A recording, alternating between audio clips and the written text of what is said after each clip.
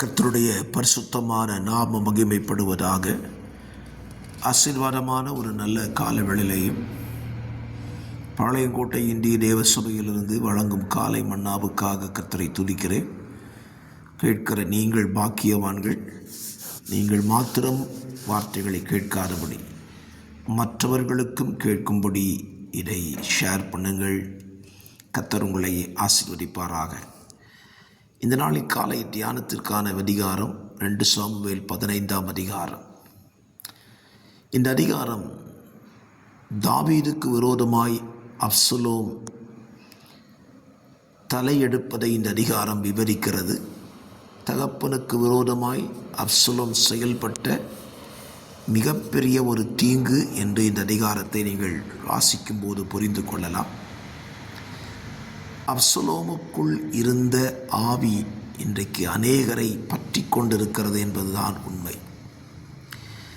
அப்படிப்பட்ட ஆவி இன்றைக்கு நமக்குள்ளே இருக்கக்கூடாது என்பதை தேவனும் விரும்புகிறார். அப்சலோமுக்குள் செயல்பட்ட ஆவி என்ன? 2 சாமுவேல் 15ஆம் அதிகாரம் அதனுடைய 1-2 வசனங்களில் வாசிப்பீர்களானால், அப்சலோம் காலை தோறும் எழுந்திருந்து பட்டணத்து வாசலுக்கு போகிற வழி ஓரத்தில் நின்று கொண்டு, எவனாகிலும் தனக்கு இருக்கிற வழக்கு முகாந்தரமாய் ராஜாவினிடத்தில் நியாயத்திற்காக போகும்போது அவனை அழைத்து, நீ எந்த ஊரான் என்று கேட்பான். உமது அடியான் இஸ்ரவேல் கோத்திரங்களை ஒன்று கெடுத்த இன்ன ஊரான் சொன்ன உடனே, நீ ராஜா விட்ட போகாத, அங்கே உன் காரியத்தை குறித்து விசாரிக்க யாருமே இல்லைன்னு சொல்லி தன்னை மேன்மைப்படுத்தி தன்னை முன்னிலைப்படுத்துகிற காரியத்தை அப்சலோம் செய்தான். ராஜாட்ட போய் தன் நியாயத்தை முறையிட்டு நியாயத்தை பெற்றுக் கொள்ளும்படி சொல்லுகிற மனிதர்களை தடுத்து, தன் பக்கத்துக்கு வந்தால் நான் உங்களுக்கு நியாயம் செய்வேன் என்று சொல்லுகிற அப்சலோம் இன்றைக்கும் மனிதர்கள் அல்லது ஜனங்கள் தங்கள் பிரச்சனைகளை தேவனிடத்திற்கு கொண்டு செல்ல அவர்கள் முற்படும்போது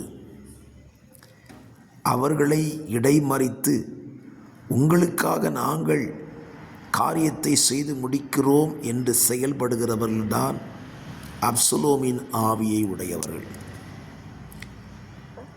நம்ம பிரச்சனை, நம்ம போராட்டம், நம்ம நெருக்கம் எல்லாம் எந்த மனிதனால் தீர்க்க முடியாது.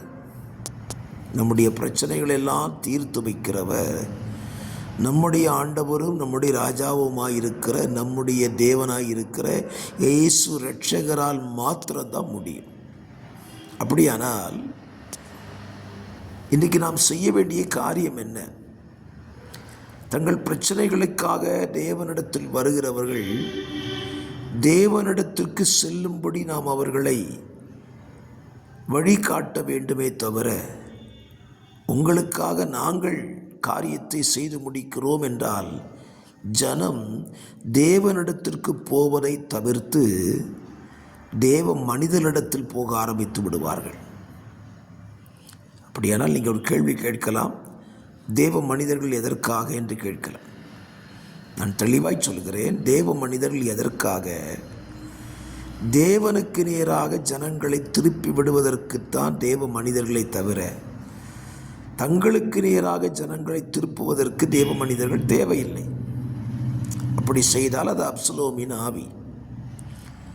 அப்படி செய்தவருடைய நிலைமையை நீங்கள் படிச்சீங்கன்னா, அப்சலோமோ வாழ்ந்ததா சரித்திரம் இல்லை, அவனை பின்பற்றி போன ஜனங்களும் வாழ்ந்ததாய் சரித்திரம் இல்லை. ஆகவே இந்த கால வேளையில் இந்த வார்த்தையை கேட்டுக்கொண்டிருக்கிற நீங்கள் யாராக இருந்தாலும் சரி, ஜனங்கள் தேவனிடத்திற்கு செல்வதற்கு வழிகாட்டுங்கள். ஜனங்களை உங்கள் பக்கமாய் திருப்பி விடுவதற்கு வழிகாட்டாதிருங்கள். அது மிகப்பெரிய ஆபத்து. ஆகவே ஜனங்கள் தேவனை தேடி செல்லட்டும். நாமும் தேவனை தேடித்தானே செல்ல வேண்டும். அந்த எண்ணங்களை இந்த காலவெளியில் நமக்குள்ளே கர்த்தர் ஓங்க செய்வாராக என்று சொல்லி வாழ்த்துகிறேன். இந்த வார்த்தை உங்களுக்கு ஆசீர்வாதத்தை நன்மையும் கொண்டு வருவதாக. ஆமென்.